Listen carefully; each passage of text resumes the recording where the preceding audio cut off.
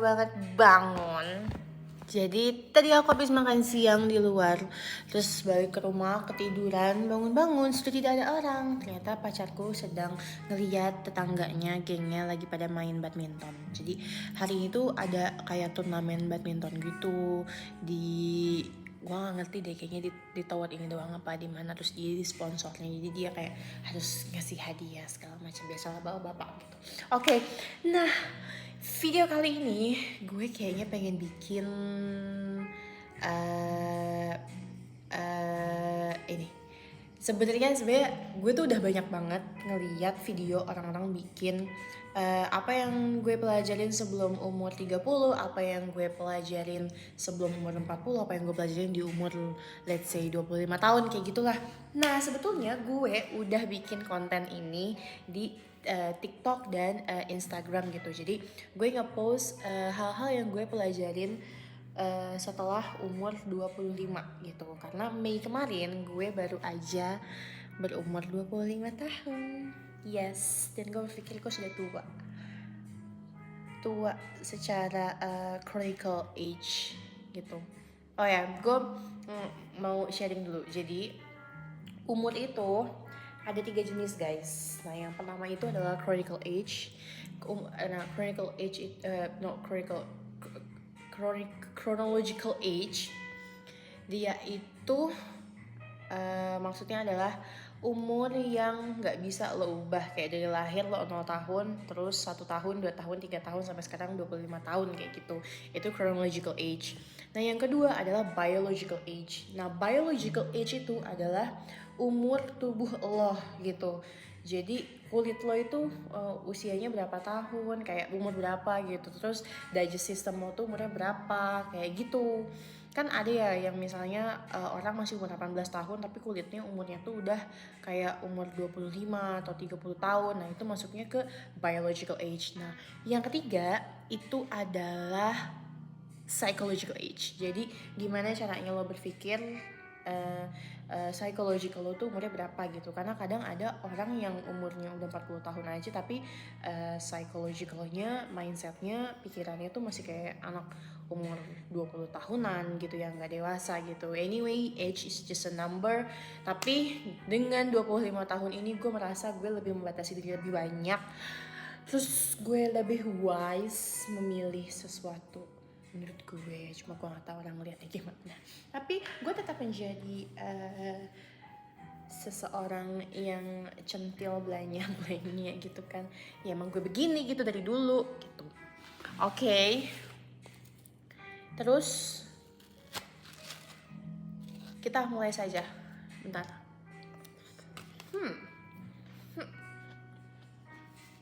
Mau bikin contekan ada di sini. Lightingnya oke nggak sih? Apa aku terang-terang ya? Oke. Jadi I'm gonna tell you 25 lessons that I learned from my 25. Is it a correct sentence? I think so.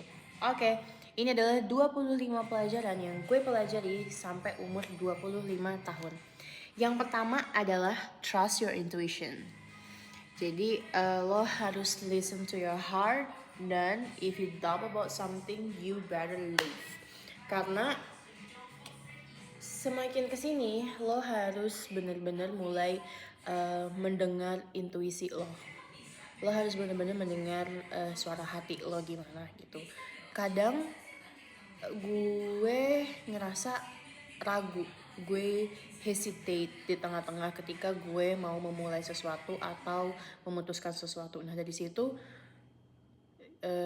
cara gue mengambil keputusan yang benar adalah dengan ya udah dengerin hati gue maunya apa gitu. Kadang kita tuh ada feeling di dalam yang sekian 0,0 sekian persen gitu.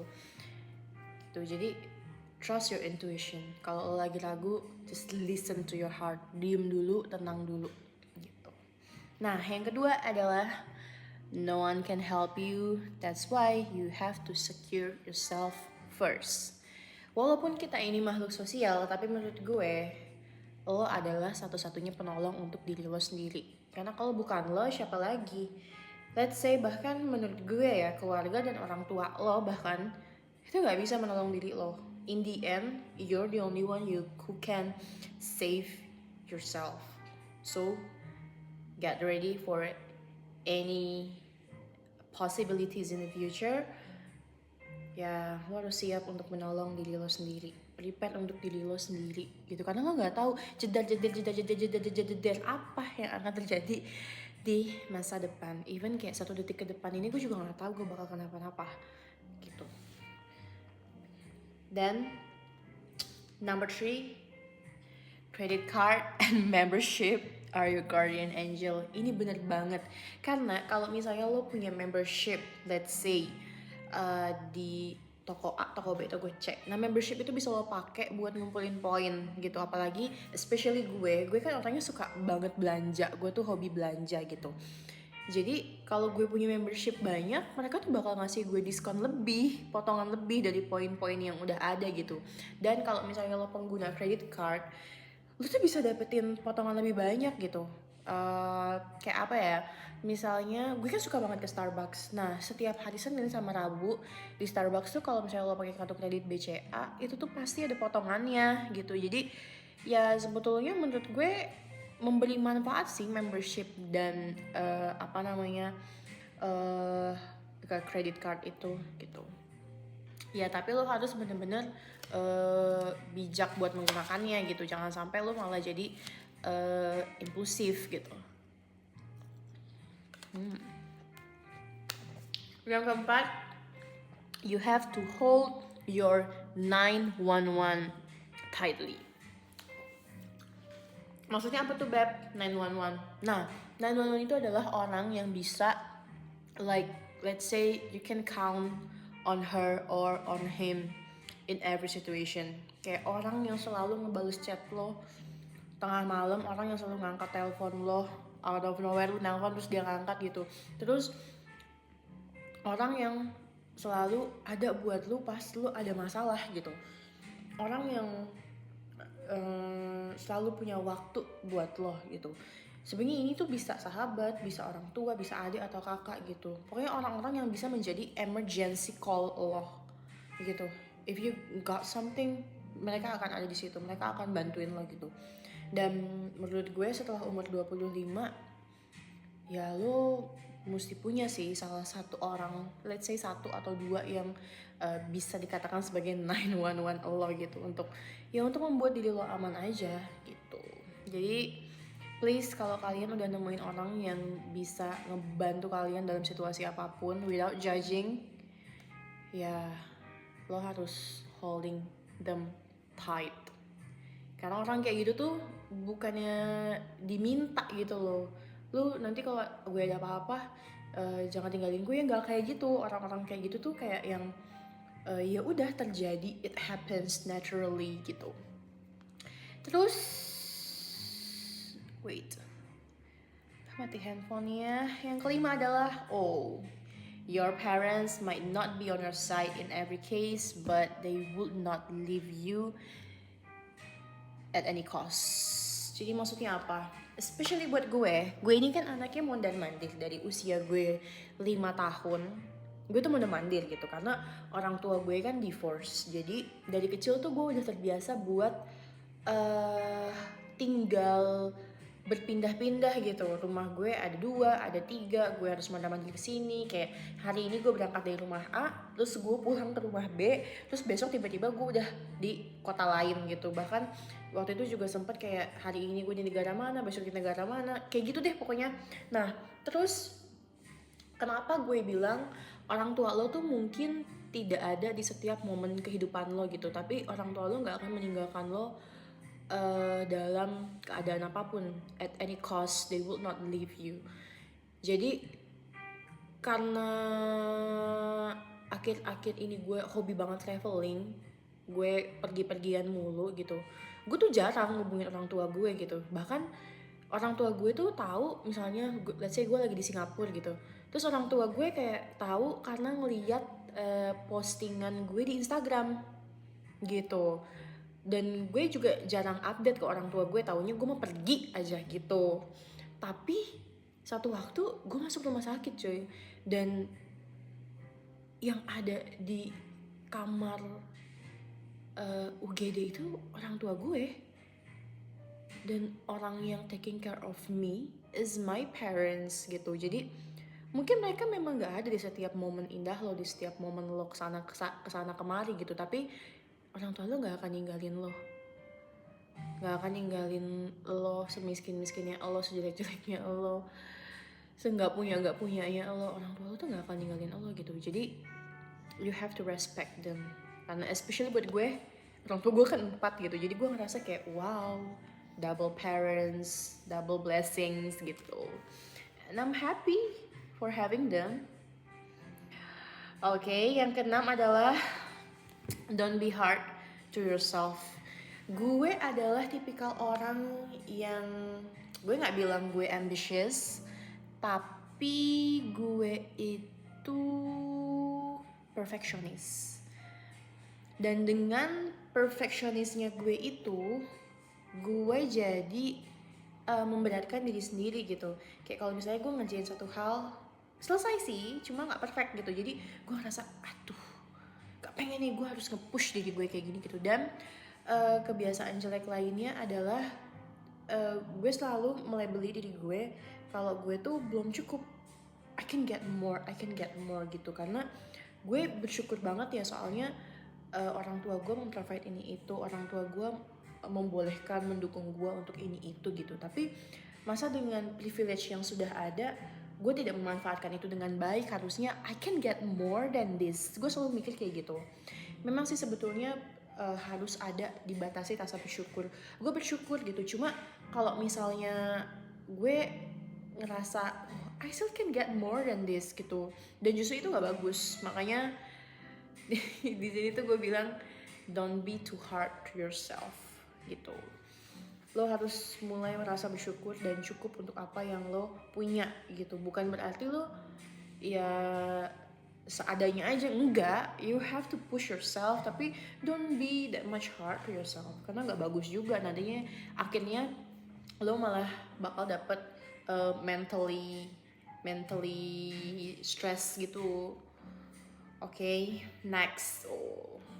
Annual goals helps you a lot. Dan ini bener banget. Gue tuh setiap memasuki tahun baru, tahun Masehi baru, pasti gue selalu bikin annual goals. Dan goals gue tuh macam-macam. Dari yang traveling goals, jadi tiap bulan gue selalu masukin bulan ini gue kemana, Januari kemana, Februari kemana, dan itu sebudget-budgetnya udah gue plot di situ. Terus selain itu goals apa yang pengen gue capai, kayak bulan Januari gue mesti dapetin ini, Februari gue mesti dapetin ini, dan itu gue bener-bener well organized. Semuanya tuh bener-bener gue taruh di situ gitu. Gue bikin di spreadsheet gitu. Ya kalau misalnya kalian mau, gue taruh linknya di bawah, lo bisa dapetin, you can get it free for that gitu. Dan di tahun ini, di tahun 2025 ini, gue lupa banget buat bikin traveling annual goals gitu. Untuk goals yang lain gue bikin, cuma buat traveling gue nggak sempet bikin gitu, karena kan pas Januari gue juga dadakan mesti ke India waktu itu. Terus karena nggak gue bikin goals, akhirnya mungkin karena gue terbiasa membuat goals ya, akhirnya ngelos gitu aja dari Februari sampai sekarang. Traveling gue tuh kayak, gue mesti kemana nih, season ini gue mesti kemana, kayak gitu. Karena nggak gue prepare. Jadi kayak sumpah sih, kalau kalian terbiasa dengan membuat goals capaian per tahun, let's say, atau per bulan juga, itu tuh membantu banget. Dan hidup lu tuh jadi kayak, okay, this is the progress, ini yang harus gue lakuin, kayak gitu. Ini yang gue paling suka, playing around dan playing wisely. Jadi sebelum usia 25 gue tuh hobi banget playing around. Playing around itu gimana? I went with this guy, I drank, I went to the bar, we are dancing, drunk, and then I stay in his house, another house, blah blah blah, playing around. bener-bener playing around. I can date more than 5 person at the same time gitu. Cuma setelah 25 gue mikir, wah gila, kalau misalnya ini gue terusin, hidup gue ke depan bakal gimana. Gue gak mau jadi perempuan yang emotionless karena kebanyakan dating sama orang at the same time gitu. Jadi puas-puasin deh pokoknya lu keliaran kemana-mana dari abis lu lulus SMA 18 tahun sampai 25 tahun. Gue rasa 7 tahun tuh waktu yang cukup untuk lo playing around, untuk lo lari, untuk lo ya merasakan nikmatnya dunia gitu. Tapi setelah umur 25, I think you have to focus on yourself, playing wisely, only dating a provider and a protector man. Of course you have as a woman. Terus ya, you have to playing wisely. Lu boleh ke bar, lu boleh hang out, tapi dengan orang-orang yang memang okay, this person can give me a benefit, so you still can playing, but please playing wisely. And then don't cheat, don't betray. Especially in a relationship, gue tuh ada salah satu experience yang kurang enak. So enak di gue, cuma in the end gak enak di semuanya gitu. Susah banget buat nggak cheating. Kayaknya gue rasa cheating tuh penyakit gak sih? Gitu.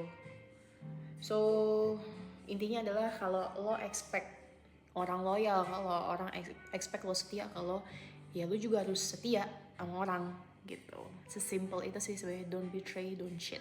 It's not only in a relationship, tapi di kayak kerjaan dan hal-hal lain itu juga berlaku gitu. Okay. And then manifest it. Gue sudah belajar dan kenal tentang manifest itu dari sekitar tahun 2020-an lah, pas gue masih kuliah gitu. Yeah, you have to manifest everything gitu. Gue pernah suatu waktu gue pengen banget traveling ke suatu tempat. Tapi saat itu gue udah taruh di annual goals gue gitu. Gue udah taruh, gue pengen banget traveling ke suatu tempat. Tiba-tiba duit gue gak cukup. Waktu itu kayaknya gue butuh sekitar 15 jutaan gitu. Cuma karena ada 1 dan 2 hal, tabungan travel gue habis gitu. Tapi karena I keep manifested every day, gue tulis di buku scripting gue, I have to go to this place di bulan ini gitu. Tiba-tiba gue nemu orang, terus gue jalan sama dia, terus gue bilang, gimana kalau kita kesini? Terus dia langsung ya udah, ayo, oke. Dan gue nggak keluar sepeser pun. Dan makanya lo harus manifested everything gitu. And then nomor 8 ya, next aja deh. Passion is bullshit, money is concrete. Banyak yang bilang lo kerja ikutin passion lo. Kalau lo nggak sesuai passion, nggak usah. Wah, individualis banget gak sih? Tapi kalau menurut gue, nggak penting lo passion lo apa, mau apa. Yang penting adalah lo punya duit, beb. Gue nggak ada orang yang tahu gue seorang guru. Tapi beside that, on the other hand, gue juga ngerjain bisnis. I was working with Korean company. Terus banyak hal. Sebenarnya passion gue apa? Ya passion gue mah belanja dan traveling gitu. Tapi kan gue tetap kerja gitu. Karena apa? Karena gue butuh, I need money. Jadi bullshit menurut gue ya. Mau passion lo apa kayak enggak, lo kerjain aja semua kerjaan. Gue sempet dalam satu waktu gue punya 5 kerjaan coy gitu. Cause I need money, cause I love money. And I know I will get money easily gitu. Jadi gak usah ngikutin passion lo. Yang penting lo kerjain aja, yang penting lo dapet duit. Money is a concrete gitu. Kalau lo ngikutin passion, lo bakal bahagia gak if it's not giving you money? Right. And then ini juga gue suka. Just do it, don't think that much. Okay. Walaupun kita harus mendengar intuisi kita, but if you keep thinking twice is okay. Tapi kalau 3 kali, 4 kali, sampai 10 kali, nggak. Just do it. If you want, do it. If you want, do it. If you want to go there, book the ticket, do it. If you want to do this and that, do it. Just do it. Gak usah mikirin kata orang. Lu salah sekarang, besok juga dia lupa. Oke, just do it. Selama itu masih, maksudnya dalam konteks yang baik ya, just do it. Jangan lu pikir kayak, oh I wanna try drugs, I will do it now. It's not like that. It's like, okay, I think I will start a new business. Just do it with a small step.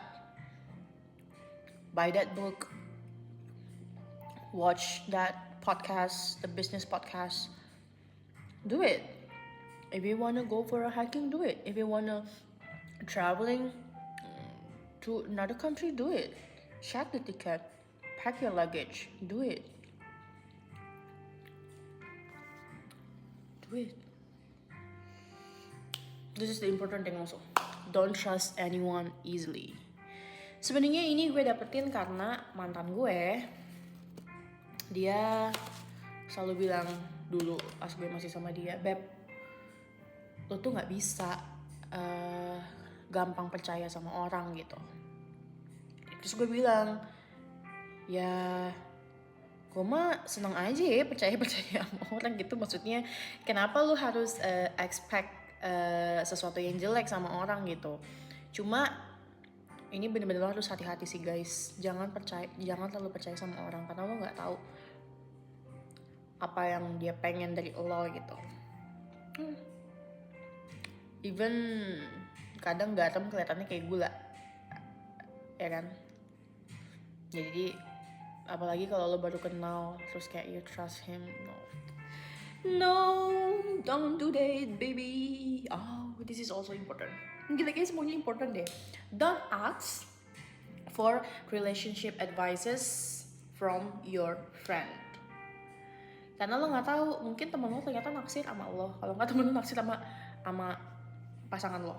Gitu. Jadi, whenever you have a relationship problem, you have to discuss it together with your partner. Both of you should have to discuss. Don't involve someone else. Karena itu akan menjadi belibet. It will make it worse. Dan yeah, it's not good for your relationship. Ya, pokoknya jangan pernah lo pacaran terus nanya, haruskah aku putus dengan dia? No, karena lo sendiri yang merasakan perasaan. You're the only one who feel that with your partner. Bukan temen lo yang pacaran, lo yang pacaran. Kadang saran dari temen tuh malah membuat semuanya jadi parah gitu. Okay? Next, be gray, neither white nor black. Dulu gue selalu berpikir, okay, ini benar, ini salah. Tapi setelah gue menginjak umur 25, gue gak menjadi black or white. Gue gak menjadi benar atau salah, tapi gue in the middle. I'm a gray. Gue abu-abu gitu. Karena sometimes hal yang benar di situasi tertentu itu menjadi salah. And vice versa, dan sebaliknya gitu. Jadi gue lebih kayak okay, I'm a gray. Kadang kita juga perlu bohong kok untuk membuat sesuatu yang baik, dan itu pasti ada gitu sih kalau menurut gue. Jadi udahlah, jangan saklek sekarang, jangan so paling benar so paling salah lah ya. Be gray, di tengah-tengah sesuai situasi aja gitu. Di sini next, just believe on the time.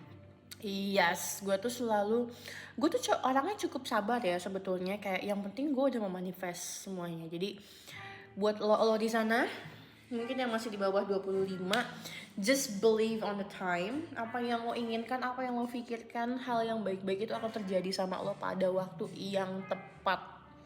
Mungkin lo baru ngebayangin ini di tahun ini, tiba-tiba lo dapet di tahun depan, atau tiba-tiba lo dapet di minggu depan gitu. You just believe. Selama lo masih berdoa sama Tuhan, dan selama lo masih ngomong yang baik-baik, selama lo masih punya keinginan yang baik-baik, it will happen. Just believe on the time. Okay. Next, stop being available to everyone. Ini bener-bener membuka mata gue. Jadi lu bisa kayak orang-orang yang deket sama gue, teman-teman gue tuh pasti ngerasa kayak you can contact me anytime. Lo bisa telepon gue kapan aja, lo bisa minta bantuan gue kapan aja gitu. I will help you, I'm here for you as a friend, as a partner gitu. Nah tapi setelah umur 25 gue mikir, wah gue gak bisa nih terlalu available untuk orang yang bahkan tidak sefrekuensi dengan gue gitu. Jadi ya lo gak bisa terlalu ada untuk semua orang gitu. Lo harus mulai klasifikasi ini. Karena gak semua orang tuh lo perlakuan baik, dia bakal ngasih lo hal baik juga gitu. Jadi ya cukup membatasi diri aja. Lo jangan terlalu available sama semua orang gitu. Next, you only earn if you burn your hand. Beneran deh. Kalau lu expect lu pengen punya duit banyak, lu pengen menghasilkan banyak, ya lu kerja anjir. Lu kerja, you burn your hand. Lu kerja, lu mikir, lu disiplin. Udah sih gitu aja. Abis gue kesel banyak banget orang, oh my god gue pengen banget jalan-jalan, gue pengen kayak gini. Terus gue tanya, terus mereka nanya gitu ke gue, kok lu bisa sih jalan-jalan di tengah-tengah? Terus gue bilang, iyalah kerjaan gue 5 job anjir gue kerja. Kerjaan lo apa? Gue cuma sehari 9 to 5. Dan gimana lo bisa keluar dari lingkaran setan ya, sumpah. Corporate, working in a company 9 to 5, itu lingkaran setan coy. Okay, why you still working for someone company? You have to work for yourself. Sumpah. Next, maintain your health, rest will follow. Ini terjadi di gue banget. Jadi gue kan anaknya gym banget ya waktu itu, sampai kayak gue kayak biceps gue tuh tek-tek gitu tahun lalu. Tapi soalnya gym gue pas bulan Desember bangkrut say. Jadi terus gue kayak 1 minggu tuh gue bisa tenang sampai 3 kali. Gue weightlifting, terus ikut kelas-kelas zumba, yoga gitu-gitu deh gue.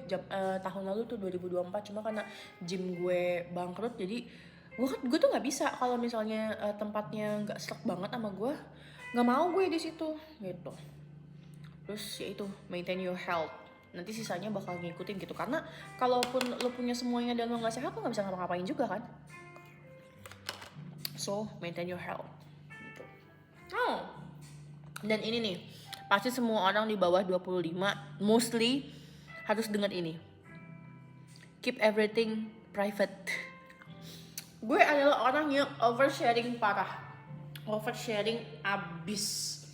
Jadi gue bikin story di status WhatsApp apa aja, gue bikin story di Instagram apa aja, semua gue post gitu.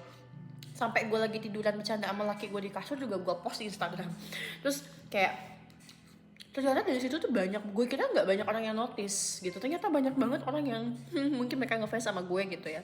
Jadi kayak dia ngeliatin story gue sampai kayak udah lewat dibalikin lagi, terus di like, terus di screenshot, terus dikirim ke orang. Kayak sumpah banyak banget yang kayak gitu. Dan itu gue tahu dari temen gue, temen kayak pokoknya gue tahu lah pokoknya. Dan dari situ gue rasa kayak oh my god, kayaknya gue terlalu oversharing gitu. Jadi setelah umur 25, you better keep your private thing, your personal thing private gitu. Lo boleh share sekali 2 kali gitu, tapi don't overshare. Sebenarnya gue seneng sih overshare karena hidup gue seru-seru aja gitu. Kayak gue tahu banyak feedback positif, kayak banyak yang komen, sumpah gue seneng banget ngeliat lo traveling, gue seneng banget ngeliat lo sama laki lo gitu, which is a good sign gitu. Jadi mereka juga termotivasi dan gue juga jadi bisa buka obrolan sama mereka, gue bisa diskusi gitu sama mereka. Tapi kayaknya nggak semuanya oversharing itu baik sih gitu, karena orang jadinya bisa how to explain, jadi bisa menyalahgunakan gitu. Dan ini next, life is full with surprises. Yes, lu nggak tahu apa yang akan terjadi ke depannya. Kayak get ready, karena bener banget. Bahkan gue pernah yang gue saking yakinnya life is full of surprises tuh karena gue udah bilang kan tadi I ever date someone more than one person at the same time gitu, dan tiba-tiba tuh laki yang gue date dua-duanya tuh ketemu dan mereka jadi temen gitu, kayak oh my god you should get ready gitu. Dan ya udah, just get ready because life is so full of surprises gitu. Dan ini yang membuat gue sadar juga, this is your first time living in the world, so you have to experience it gitu. Kayak ini tuh kali pertamanya lo hidup di dunia dan lo nggak tahu bakal dapet hidup kedua, ketiga atau keempat gitu. Jadi you just enjoy it in this world. Lo baru pertama kali di sini, ya otomatis lo buat salah dong, kan trial dan error. Tapi lo juga harus experience everything, right? Kayak lo excited gak sih kalau oh my god ini kesempatan pertama gue nih ada di sini gitu. Kayak lo pasti excited banget gitu ya gitu. Oke,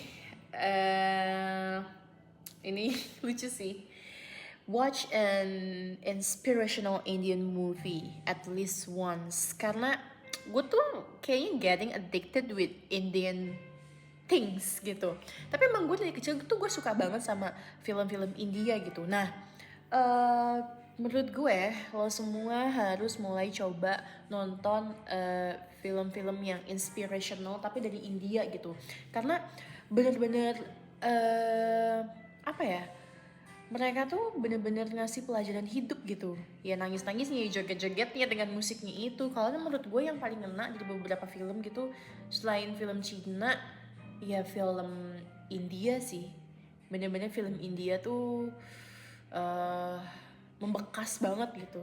Kayak I learn a lot from Indian movie. Oh, ini Nextnya adalah choose your mentor wisely and don't trust them 100%. Pasti nih, anak-anak yang usianya 20-20an kayak gue gini, pasti lo mulai punya mentor, life mentor, mentor cinta, mentor hidup, mentor ini, mentor itu kan. Lo boleh pilih, you have to choose them wisely, tapi lo tetap ingat, mereka adalah manusia. Dan jangan percaya mereka 100%. You have to trust yourself first, baru taruh mentor kalian tuh di nomor kedua gitu.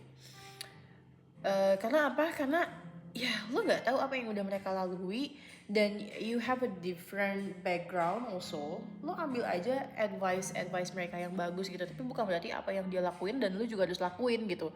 You still have to think with yourself. Okay?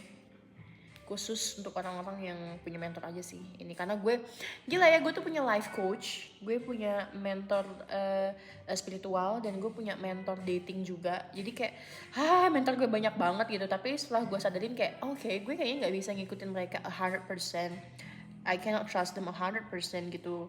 Mentor bisnis juga gue ada, jadi kayak I just put them as a good advisor kalau gue gitu.